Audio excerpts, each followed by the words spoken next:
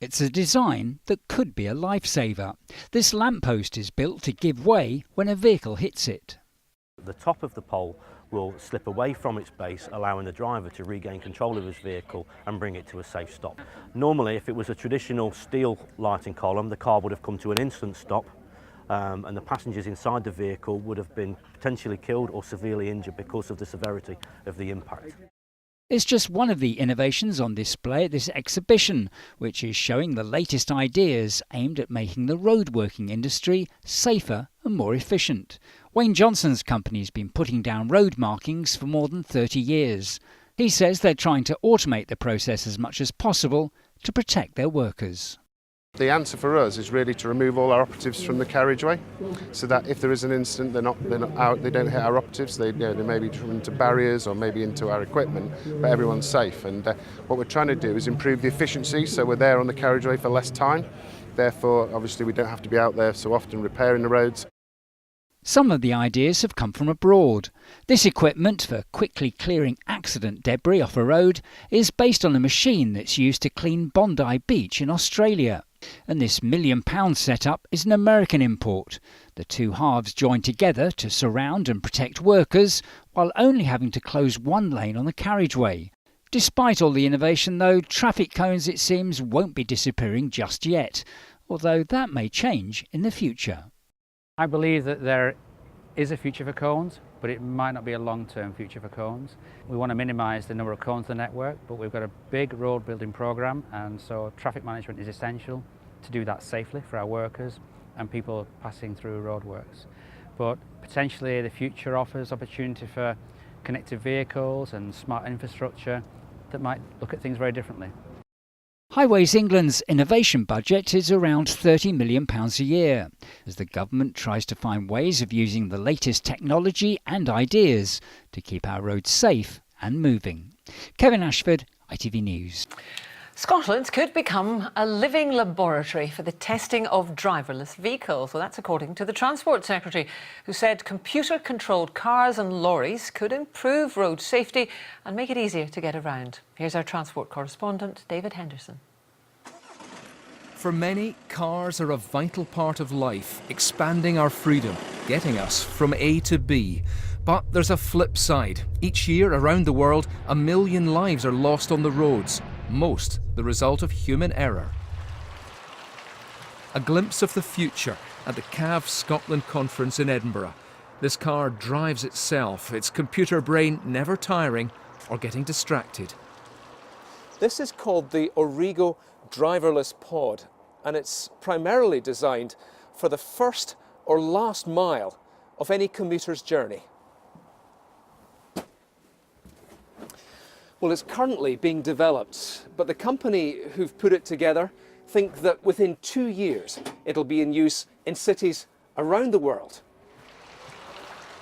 And it could be coming to a street near you, wherever you are. The government making clear today it wants Scotland to emerge as a living lab to develop driverless vehicles. We have very unique rural areas that allow them to test out the technology in areas where digital connectivity is much more challenging. That could also offer better opportunities for them to make sure that the systems are operating effectively, not only in the urban areas but also in our rural areas. California. It's where most of the work's being done on driverless cars, but its road conditions are miles away from what a Scottish winter can bring. That's more like it, the far north of Finland. Now, the woman in charge of this huge test site wants to team up with researchers here so vehicles and the roads are ready for the future. This is the first call for Scotland to join to Aurora Borealis Intelligent Corridor ecosystem as a partner, as a joining partner. So we have to share our information and share our best practice and familiarize ourselves. So this is not your business, this is our business with you. I think so. Robots are not just in the driving seat. Road marking could get safer and faster thanks to this device being used by the company WJ. Machines, it seems, are taking on new roles on our roads and highways. David Henderson, reporting Scotland. Woo! Last night we unveiled the 5 nominees for the greatest sporting moment of the year, with the winner being announced live at the BBC Sports Personality of the Year ceremony on the 16th of December. Yes, for every televised awards ceremony there are many more that happen without us even knowing about them, but are just as important to the winners, and Arthur has been to one of them. Thank you very much. Hey, never mind your Oscars, your Emmys, your BAFTAs. I've got a ticket for the Highways Awards. And here they all are, construction companies and transport groups from around the UK, all certain they'll win trophies for their best road improvements. In fact, it's hard to find anyone who thinks they've lost. It'll be great for the business, and it'll be an excuse for a party in London. Are you excited? Absolutely. Yeah. Quietly confident but very nervous. They're the heartbeat of the industry. We're an independent body set up to reward excellence. These people here are making our roads more reliable and more efficient.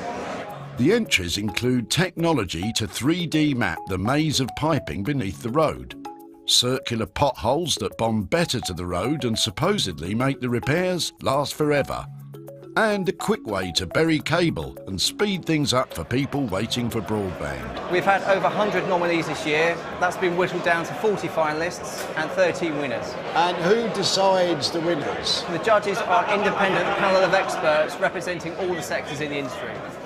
Lots of chances to bump into rivals and subtly find out what they're up to. I'm going to sneak in to find the trophies. And here they are, look. Road markings of the year, maintenance efficiency. Oh, the excitement is palpable. So, let's find a few contenders.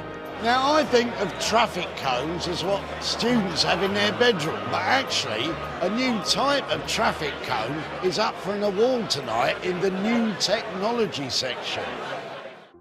When cones are knocked over, it can be hours before help arrives, but not with this beacon, the Smart Taper.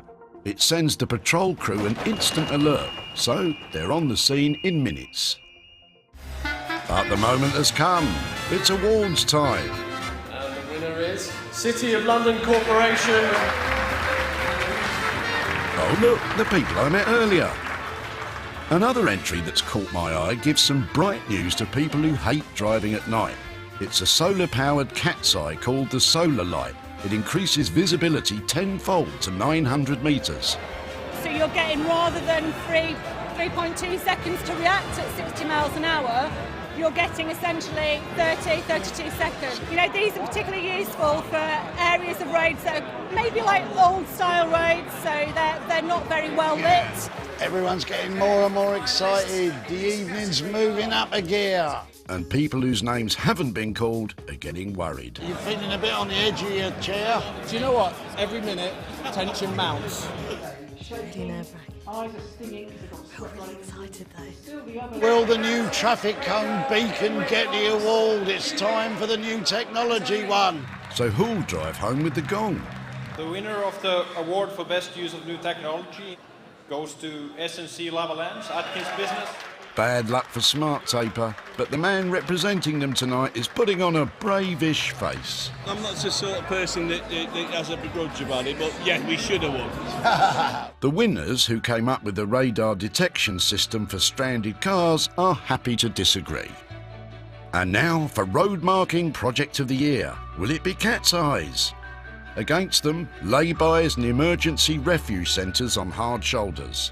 I'm delighted to announce that the winner of this year's award is, and this is a mouthful, WJ Group, Highways England, Clearview Intelligence. It might be a joint win, but they did it.